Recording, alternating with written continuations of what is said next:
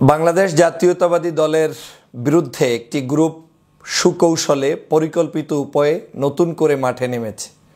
আমি মনে করি যেই গ্রুপটি মাঠে নেমেছে তাদের মূল উদ্দেশ্য হচ্ছে বাংলাদেশে যে কোনো মূল্যে আওয়ামী লীগকে সুকৌশলে পুনর্বাসিত করা এবং এদেশের যে ঐক্যবদ্ধ শক্তি, বৃহত্তর শক্তি, সেটাকে নষ্ট করে দেয়া। এবং তারা জানে যে আগামী দিনের রাষ্ট্র ক্ষমতায় বাংলাদেশে আওয়ামী লীগের বিপক্ষে, আওয়ামী লীগ বিরোধী শক্তির কোনো যদি কাণ্ডারি হয়ে কাউকে আসতে হয়, তাহলে দেশনেত্রী বেগম খালেদা জিয়ার নেতৃত্বে, তারেক রহমান সাহেবের নেতৃত্বে বাংলাদেশ জাতীয়তাবাদী দলকেই সেই ক্ষমতায় আসতে হবে। আমি এটা বিশ্বাস করি যে বাংলাদেশের যে রাজনৈতিক দল রয়েছে, অন্য বড় বড় রাজনৈতিক দল, তারা তাদের জায়গা থেকে সর্বোচ্চ যে ত্যাগ করেছে এই বাংলাদেশের জন্য, গণতন্ত্রের জন্য, তাদের সেই ত্যাগের প্রতিও এদেশের জনগণ সম্মান প্রদর্শন করবে, ভালোবাসা প্রকাশ করবে। কোনো সন্দেহ নেই যে বাংলাদেশের রাজনৈতিক প্রেক্ষাপটে বর্তমানে বাংলাদেশ জাতীয়তাবাদী দলের পরে অন্যান্য রাজনৈতিক দলের মধ্যে শক্তিশালী দল হচ্ছে বাংলাদেশ জামাতে ইসলামী, ইসলামী আন্দোলন বাংলাদেশ, তারপরে ডান বাম বিভিন্ন রাজনৈতিক দল বাংলাদেশে এই মুহূর্তে বিচরণ করছে, যাদের জনসমর্থন বাংলাদেশের জনগণের কাছে বিভিন্ন জায়গায় বিভিন্ন প্রকারভেদে রয়েছে এবং জনগণ তাদেরকে অত্যন্ত পছন্দ করছে। হেফাজতে ইসলামের একটি গ্রুপ বাংলাদেশে রয়েছে, তাদের মধ্যেও তাদের কেন্দ্রিক জনসমর্থন রয়েছে। আজ আমি যে কথাটা বলতে চাই যে বাংলাদেশ মূলত আগামীর যে সরকার হবে, সেই সরকার ব্যবস্থায় বাংলাদেশ জাতীয়তাবাদী দল সকলের এখন নজরের তালিকায়। ক্যামেরাটা এখন সবাই মিলে তাক করে আছে বিএনপির দিকে এবং সকলের একটা কাজ, যেহেতু বাংলাদেশে এই বিএনপিকে যদি কোনো অবস্থায় বিতর্কিত কেউ করতে পারে, তাহলেই আওয়ামী লীগকে পুনর্বাসন করতে সহজ। সে কারণে বুঝে হোক না বুঝে হোক বিভিন্ন জায়গা থেকে এবং পরিকল্পিতভাবে কিছু গোষ্ঠী বিএনপির বিরুদ্ধে নেমেছে। সেই গোষ্ঠীর মধ্যে কিছু কিছু ব্যক্তি আপনার এমনও আছেন যারা বিএনপির বিরুদ্ধে সরাসরি প্রোপাগান্ডায় রাস্তায় নেমে পড়েছেন। আমি বলছি না যে বাংলাদেশ জাতীয়তাবাদী দল একটা ধোয়া তুলসী পাতা, তার কোনো দোষ থাকবে না, তার কোনো অন্যায় নেই, না। আমি বলছি বাংলাদেশ জাতীয়তাবাদী দল বাংলাদেশের গণমানুষের দল, জনপ্রিয়তার শীর্ষের দল। এই দলটির মধ্যে ভুল আছে, ত্রুটি আছে, সেই ত্রুটিগুলোকে সংশোধন করার মানসিকতা এই দলের আছে এবং এই দলের নেতার রয়েছে। বিশেষ করে আপনারা জানেন যে 24 পরবর্তী এই যে 24 সালের জুলাই বিপ্লব হয়েছে, এই জুলাই বিপ্লবকে ধারণ করে বাংলাদেশ জাতীয়তাবাদী দল অন্যান্য সকল সিনিয়র রাজনৈতিক দলগুলোর সাথে ঐক্যবদ্ধভাবে কাজ করতে প্রতিজ্ঞাবদ্ধ। এই রাজনৈতিক দলটি ইতিমধ্যেই এই দলের ভারপ্রাপ্ত চেয়ারম্যান জননেতা জনাব তারেক রহমান ঘোষণা দিয়েছেন, বাংলাদেশে আগামী দিনে সরকার গঠন করতে পারলে তারা বাংলাদেশে কোনো আসনভিত্তিক চিন্তা না করে বরং মানুষের অধিকারকে প্রতিষ্ঠার জন্য সকল দলের পক্ষ থেকে একটি সুন্দর সুষ্ঠু সরকার ব্যবস্থা প্রবর্তন করতে চায় বিএনপি। বিএনপির এই উদারতা আমার কাছে অত্যন্ত ভালো লেগেছে। 31 দফার যে কার্যক্রম শুরু হয়েছে, ইতিমধ্যে জননেতা জনাব তারেক রহমানের পক্ষ থেকে নির্দেশনা মোতাবেক সারা বাংলাদেশে এই 31 দফার ট্রেনিং চলছে।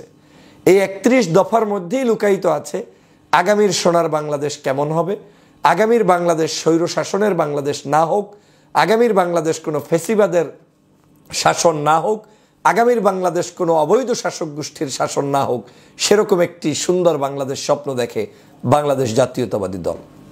আমি সবসময় আমার কথাগুলো একটু যদি গভীরভাবে খেয়াল করেন, আবেগতাড়িত না হয়ে, দেখবেন বাস্তবতার সাথে আপনারা আজ হোক কাল হোক কথাগুলো মিলে যাওয়ার কিছুটা হলেও আপনাদের কাছে মনে হবে যে না, কথাগুলো মিলছে বা মিলবে ভাব।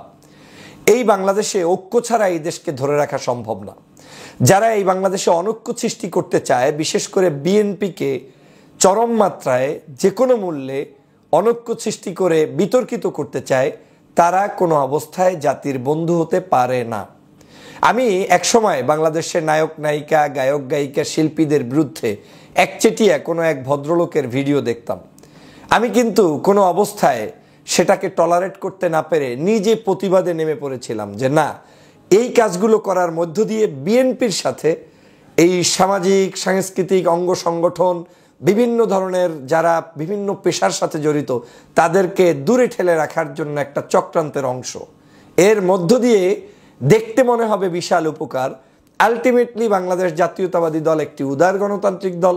এই দলটার সাথে তাদের দূরত্ব তৈরি করার মধ্য দিয়ে একটা জনগোষ্ঠীকে, এই দলটাকে একটা কট্টরপন্থী কোনো একটা মেসেজ পৌঁছে দেওয়ার চক্রান্তে তারা লিপ্ত ছিল। আমি কিন্তু প্রতিবাদ করেছি। আমি এই বাংলাদেশ জাতীয়তাবাদী দলের ফরেন পলিসি বলেন, বাংলাদেশের ইন্টারনাল পলিসি বলেন, তাদের রাজনৈতিক যে কোনো সংস্কারের আমি পক্ষে। কিন্তু রাজনৈতিক দল হিসাবে এই দলটা টিকে থাকতে হবে, এই দলকে নেতৃত্ব দিতে হবে, সেটা আমি বিশ্বাস করি। ভুল আমাদের থাকতেই পারবে, ভুলকে সংশোধন করতে হবে, এবং সেটা শোনার জন্য যে মানসিকতা দরকার আমি বিশ্বাস করি খালেদা জিয়ার রয়েছে, বিশেষ করে তারুণ্যের অহংকার তারেক রহমান সাহেবের কিন্তু সেটা রয়েছে। এক দল ইতিমধ্যে বুঝতে সক্ষম হয়েছে বিএনপি রাষ্ট্র ক্ষমতায় আসতে পারে। তো বিএনপি যেহেতু রাষ্ট্র ক্ষমতায় আসবে, তাহলে বিএনপির সমালোচনা করলে উপকার কি? উপকার আছে অনেকগুলো।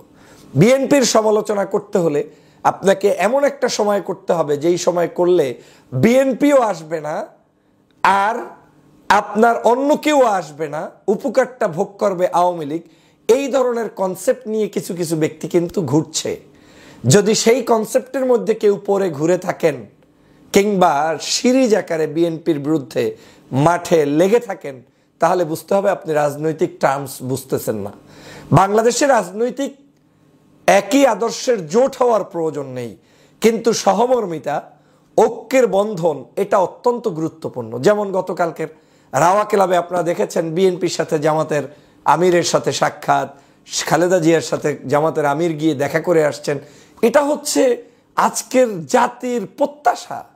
জাতি আশা করে যে এই দেশের সকল রাজনৈতিক নেতারা এক টেবিলে বসবে, এক টেবিলে খাবে। কিন্তু এর মানে এই নয় যে এই দলগুলো একই আদর্শ পোষণ করবে। দলগুলোকে টিকে থাকতে হবে। বিএনপিকে জামাতকে টিকিয়ে রাখতে হবে, জামাতকে বিএনপিকে টিকিয়ে রাখতে হবে। অন্যান্য রাজনৈতিক ছোট ছোট দলগুলোকেও, যারা আওয়ামী বিরোধী ঐক্যবদ্ধভাবে দেশের জন্য কাজ করেছে, প্রত্যেককে টিকিয়ে রেখে গণতান্ত্রিক স্পেস তৈরি করে ঐক্যমতের ভিত্তিতে দেশকে পরিচালনা করতে হবে। সেটা যদি করতে না পারি, তাহলে ব্যর্থ হবে বাংলাদেশ, ব্যর্থ হবে আগামীর স্বপ্ন। আমার কাছে কেন জানি মনে হচ্ছে, আপনি যদি সব কিছুতেই মনে করেন যে আপনি সেরা, তাহলে বুঝতে হবে এটা রং। সব পারা যায় না, মানুষ সব পারে না। আপনি যদি পরিকল্পিত উভয়ে, যখন দেখছেন কোনো ছাত্র আন্দোলনের ছাত্ররা বিপ্লবী হয়ে যাচ্ছে, আপনি ছাত্রদের বিরুদ্ধে লেগে অনৈক্য তৈরি করলেন, this is very bad signal. আপনি যখন দেখবেন কোনো একটি ছোট দল বড় হয়ে যাচ্ছে, সাথে সাথে তার বিরুদ্ধে কন্টেন্ট তৈরি করে দিলাম, এটা ব্যাড সিগন্যাল। তার মানে তাকে আমার স্তব্ধ করে দিতে হবে, কারণ অনৈক্য তৈরি করতে হবে। আপনি যখন দেখবেন ভালোভাবে জামাত ইসলামের উত্থান হচ্ছে, সাথে সাথে তার বিরুদ্ধে একটা কন্টেন্ট তৈরি করে দিতে হবে, তাহলে বুঝতে হবে এটাও ব্যাড সিগন্যাল, কারণ আপনি তাকে বন্ধ করে দিয়ে একটা অনৈক্য তৈরি করছেন। আবার আপনি যখন আবার বিএনপির উত্থান দেখে মনে করবেন যে বিএনপিকে এখন বাস দিতে পারলে উপকার হবে, সেটাও এক ধরনের আপনি এই অনৈক্য তৈরির মাঠ তৈরি করে দিচ্ছেন। তাহলে আমাদের কাজটা কি? আমাদের কাজ হচ্ছে, যারা আমাদের শুভাকাঙ্ক্ষী তাদের সবচেয়ে বড় দায়িত্ব হচ্ছে সমালোচনা সংশোধনের উদ্দেশ্যে, যেই সমালোচনার মধ্য দিয়ে দলটা উপকৃত হয় এবং দল শুধু না, দেশবাসী ঐক্যবদ্ধ হয়।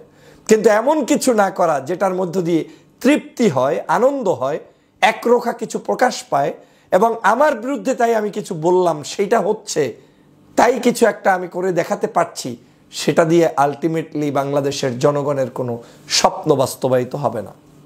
যখন জেনারেল ওয়াকারুজ্জামান সাহেবকে নিয়ে অনেকেই কথা বলেছে, আমি তাকে সাপোর্ট করে বাংলাদেশের, আমি মনে হয় কোনো ব্যক্তি যে প্রকাশ্যে তার পক্ষে অবস্থান নিয়েছি। কেন? আমার কাছে মনে হয়েছে জেনারেল ওয়াকারুজ্জামান না থাকলে এই 5ই আগস্টের স্বাধীনতার স্বাদ আমার হাতে উঠতো না, আপনার হাতে উঠতো না। আমি যখন দেখেছি এদেশে ছাত্র জনতার বিরুদ্ধে কেউ মাঠে নেমেছে, উপদেষ্টাদের বিরুদ্ধে অনবরত কথা বলা শুরু করেছে, আমি তখন কিন্তু উপদেষ্টাদের, ছাত্র জনতার, এই আপনার ডক্টর মোহাম্মদ ইউনূসের পক্ষেই থেকেছি। কেন? এরা আমাদের সরকার, এদেরকে টিকিয়ে রাখতে হবে। যদি সেটা না পারি, তাহলে আওয়ামী লীগই সাকসেস হবে। একই উপায়ে আমরা বাংলাদেশের বিভিন্ন ইস্যুতে যখন দেখেছি যে ইস্যুগুলো চলে যাচ্ছে আওয়ামী লীগের গোলে, আওয়ামী লীগের কোর্টে, সেখান থেকে কিন্তু আমি বের করে নিয়ে আসার চেষ্টা করেছি জাতীয় ঐক্যমতের জায়গায়। আজ বিএনপিকে এই দেশবাসীকে টিকিয়ে রেখে পাশে থেকে বিএনপি নামক সংগঠনকে সামনে নিয়েই রাষ্ট্র ক্ষমতার পরিচালনার স্বপ্ন দেখতে হবে। না হয় এই দেশে অনৈক্য সৃষ্টি হলে আওয়ামী লীগেরই বিশাল উপকার হবে। অতএব যারা রাজনৈতিক দর্শন বোঝেন তাদের কাজ হবে একটাই, ঐক্য কিভাবে ধরে রাখা যায়, ঐক্য কিভাবে প্রতিষ্ঠা করা যায়, ঐক্য নিয়ে কিভাবে মাঠে চলা যায়। আজকে আমাদেরকে প্রত্যেকটা জায়গায় খুবই সতর্কভাবে চলতে হবে। বাস্তব হয়েছে, আমি এক সময় প্রেসিডেন্ট ভবনে যখন মানুষের মানে তার পদত্যাগের জন্য গিয়েছিলেন, আমি রাতের বেলা আহ্বান করে বলেছিলাম আপনারা ওখান থেকে চলে যান। হতে হলে কোনো কিছু আন্ডারস্ট্যান্ডিংয়ের ভিত্তিতে হতে হবে, হুট করে কোনো কিছু করতে যাওয়া যাবে না। আজ দেখেন এখন পর্যন্ত জাতীয় ঐক্যমত কিন্তু তৈরি হয়নি। তো ওদিন যদি কোনো একটা কিছু ঘটে যেত তাহলে আপনার এই দেশে যদি নতুন করে কোনো সামরিক শাসনও আসতো আপনি কিছু করতে পারতেন না। অতএব রাজনৈতিক জায়গায় আমাদেরকে দূরদর্শী সম্পন্ন চিন্তা যেমন রাখতে হবে, প্রেশার জায়গা থেকে আমাদেরকে প্রেশার যেমন করতে হবে, সরকারকে সংশোধনের উদ্দেশ্যে যেমন কথা বলতে হবে, বিএনপির কোনো পরিবর্তন করতে চাইলে সেটাও আমাদেরকে করতে হবে। কিন্তু উঠে পড়ে মাঠে লেগে বিএনপির ক্ষতি করে আপনি কাকে আনতে চাচ্ছেন বাংলাদেশে সেটা আপনাকে বুঝতে হবে, বলতে হবে, মানুষ সেটা জানতে হবে। মনে রাখবেন, বাংলাদেশের হাসিনার পরিবর্তনের জন্য আমরা সবাই ঐক্যবদ্ধ। হাসিনা থেকে মুক্ত হওয়ার জন্য বিএনপি, ছাত্র সমাজ, জামাত, হেফাজত, চরমনাই, ডান বাম, নায়ক নায়িকা, গায়ক গায়িকা, শিল্পী সবাই এক। এই ইস্যুতে আমাদের কোনো কম্প্রোমাইজ নাই। কিন্তু দেশ পরিচালনার জন্য আমার ভিন্ন থট থাকতেই পারে, আর একজনের ভিন্ন আদর্শ থাকতেই পারে। যারটা তাকে করতে দিন, আপনারটা আপনি করুন, আমারটা আমি করি। আমরা বাংলাদেশকে নিয়ে স্বপ্ন দেখি, বাংলাদেশকে এগিয়ে নিয়ে যাই। অসম্ভব কোনো জিনিসকে চিন্তা করে মাথার মধ্যে এনে কিংবা শত্রুতা তৈরি করে দিয়ে একে অপরের মধ্যে গোলপাক খাওয়ানোর মধ্য দিয়ে রাজনৈতিক কোনো সমাধান নেই। বরং ওয়ে দেখাতে হবে যে কোন ওয়েতে আপনার এই রাষ্ট্র সমাধান হচ্ছে, সুন্দর হচ্ছে। আমার ভিডিওটা কয়টা ভিউ হলো, লাইক হলো, তার উপর ভিত্তি করে যাতে আমার কোনো কার্যক্রম না হয়, বরং আমার এই কথায় দেশের কি উপকার হলো সেটা যেন আমার কার্যক্রমের মধ্যে থাকে। আশা করি আমার এই বক্তব্য থেকে আমার উদ্দেশ্য একটাই, আসুন ইউনিটি গঠন করি। ওই কনসেপ্টের মধ্য থেকে ইউনিটি ইন ডাইভার্সিটি, সেটা হচ্ছে মতানৈক্য সহ ঐক্য। আমাদের মতানৈক্য থাকবে, বিভেদ থাকবে, কিন্তু ইস্যুতে আমরা এক। কোন ইস্যু? হাসিনা ইস্যুতে। ইস্যুতে আমরা এক। কোন ইস্যু? দেশের ইস্যু। ইস্যুতে আমরা এক। কোন ইস্যু? বাংলাদেশের মানুষের গণতন্ত্র রক্ষার ইস্যুতে আমরা এক। সবাই ভালো থাকবেন। আগামী দিনের বাংলাদেশ গড়ার উদাত্ত আহ্বান জানাই।